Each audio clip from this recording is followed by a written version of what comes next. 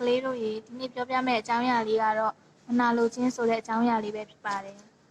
။မနာလိုမဖြစ်ပါနဲ့။ Alice ဟာမိန်းမငယ်လေးတစ်ယောက်ပါ။သူမဟာအလွန်ချစ်ဖို့ကောင်းတယ်။တနေ့သူ့ဖေက Alice ကိုပြောတယ်။ Alice ရေမြန်လုံးတော့ဖေရုံနောက်ကျနေပြီ။ Alice တစ်ယောက်အိမ်ထဲကပြေးထွက်လာတယ်။သူမဖေကိုမြင်တော့ Alice ကမေးတယ်။ဒီနေ့မေမေကသမီးကိုကြောင်းလိုက်မပို့ဘူးလားယင်။သမီးလေးရဲ့ညီမလေးရေကြောက်တွေပေါက်နေတယ်ဆိုတာသမီးသိတယ်လေ။ဒီတော့မေမေကအိမ်မှာနေပြီးညီမလေးဘာဘရာကိုဂရုစိုက်ရအောင်မယ်လေ။သူမအဖေကရှင်းပြတယ်။ဒါဆိုမေမေဒီနေ့အလုံးမသွားတော့ဘူးပေါ့။ Alice ကဝမ်းနေတဲ့ပုံနဲ့မေးလိုက်တယ်။မေမေဘယ်လိုလုပ်သွားနိုင်မှာလဲကွယ်။သမီးညီမလေးကိုဘသူစောင့်ရှောက်မှလဲသူမအဖေကပြောတာပေါ့။ Alice လေးကျောင်းကပြန်ရောက်တော့ဘာဘရာရဲ့အခန်းကိုဝင်သွားတယ်။သူမညီမလေးအိပ်ပျော်နေတာကိုတွေ့လိုက်ရတယ်။သူမမျက်နှာမှာလည်းအနီစက်တွေပေါ်လို့ပေါ့။အိပ်ယာပေါ်မှာစာအုပ်အချို့ရှိနေတာကိုသူမတွေ့လိုက်တယ်။ညနေရောက်တော့သူတို့ရဲ့အိမ်နီးချင်းဖြစ်တဲ့အန်နီရှယ်လီကဘာဘရာရဲ့ကျန်းမာရေးကိုသတင်းမေးဖို့ရောက်လာခဲ့တယ်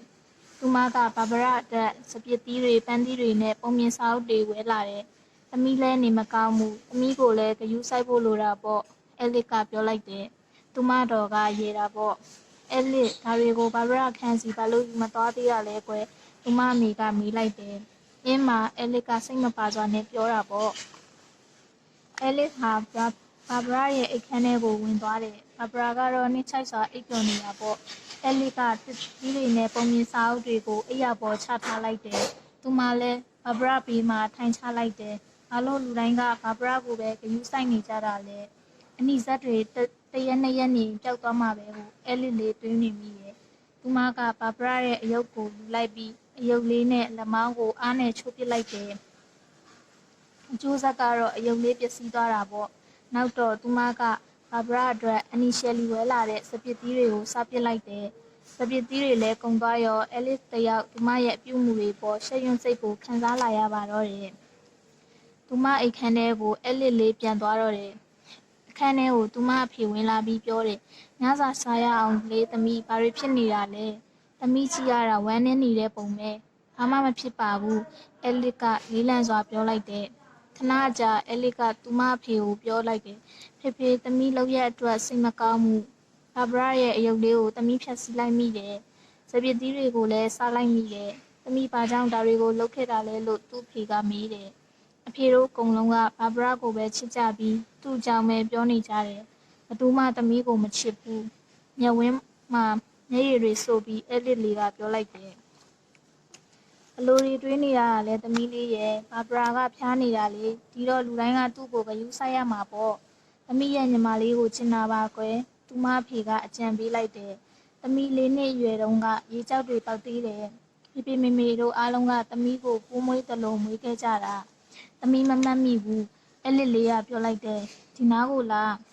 သမီးဖေဖေသမီးကိုဓာတ်ပုံတွေပြမယ်သူမဖေကပြောလိုက်တယ်တားဖနှစ်ယောက်ထိုင်ပြီးဓာတ်ပုံတွေကိုကြည့်ကြလေတဲ့အဲ့ဒီအချိန်တွင်းမှာပဲ Alice အမေရောက်လာပြီးညစာစားဖို့ခေါ်တယ်။ Alice တစ်ယောက်အထီးကျန်ဝမ်းနည်းမှုကိုထပ်ပြီးမခံစားရတော့ပါဘူး။ Alice ကသူမအဖေကိုတင်းကျပ်စွာဖတ်ထားလိုက်တယ်။နောက်ပြီးသူမကပြောလေတယ်။ဖေဖေမနက်ဖြန်သမီးတို့ဓာတ်ပုံရိုက်ကြရအောင်။ဘသူကိုလဲသူမအဖေကမေးလိုက်တယ်။အနီစက်တွေနဲ့ဘာဘရာကိုလေAlice ကရီမောပျော်ရွှင်စွာပြောလိုက်တယ်။အဲ့ဒါကညီမလေးကိုပြောစေလိမ့်မယ်။နောက်ပြီးသူမကမိဘတွေကိုဆက်ပြောသေးတယ်။ဖေဖေနဲ့မေမေနှစ်ယောက်စလုံးကသမီးထက်ဘာဘရာကိုပိုချစ်တယ်လို့မနာလိုစိတ်နဲ့သမီးကတွေးထင်ခဲ့တာပေါ့။ဒါကြောင့်လဲသမီးညီမလေးကိုမချင်တာမိတော့ဘူး။ဒါပေမဲ့အခုတော့ဘာဘရာကိုသမီးချစ်သွားပါပြီ။မိဘတွေကAliceလေးကိုကြည့်ပြီးပြုံးနေတော့တာပေါ့။နောက်တစ်နေ့မှာညီမလေးကိုဓာတ်ပုံရိုက်ဖို့သူမဖေဖေကAliceကိုကင်မရာလေးတစ်လုံးပေးလိုက်တယ်။ Aliceလေးအရန်ပျော်နေတာပေါ့။မနာလိုဝင်တို့ပုံမြင်လေးရတော့ဒါပါပဲကွယ်မနာလိုဝင်တို့ချင်းကချစ်ချင်းတန်ရောခြင်းကိုဖျက်ဆီးစေတဲ့ပျော်ရွှင်ခြင်းကိုမဆောင်ကျဉ်ပေးနိုင်ဘူးဒေါသထွက်ခြင်းဝမ်းနည်းခြင်းနဲ့အထီးကျန်မှုတွေကိုသာဖြစ်စေတယ်